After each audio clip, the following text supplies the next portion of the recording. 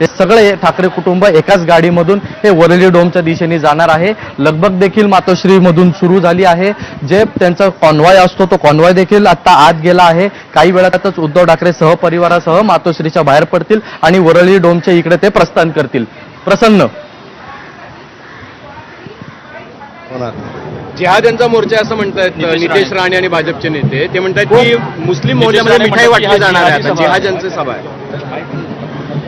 नितेश राणे म्हणले नितेश राणे आणि ते मोरपंख हलवताना मी कालच पाहिले होते ना. हा कधी हिंदूचा नेता झाला? आता संघाला हापचड्डीवाला म्हणत होता, हा कधी झाला?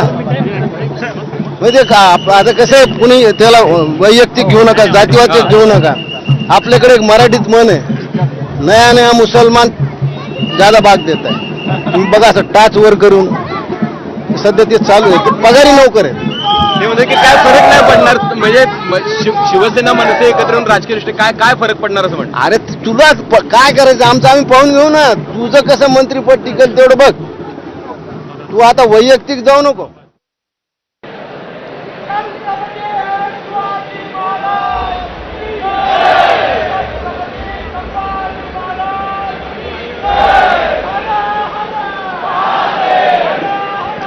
आणि यानंतर आपण जाणार आहोत दादरला, जिथे शिवतीर्थ या राज ठाकरे यांच्या निवासस्थानाबाहेर सुद्धा लगबग सुरू झालेली आहे. थोड्याच काही क्षणात तिथून राज ठाकरे निघतील आणि या वरळीच्या सभास्थानी येण्यासाठी निघतील. अधिक माहिती देण्यासाठी माझ्यासोबत आहेत माझे सहकारी अजय माने. अजय,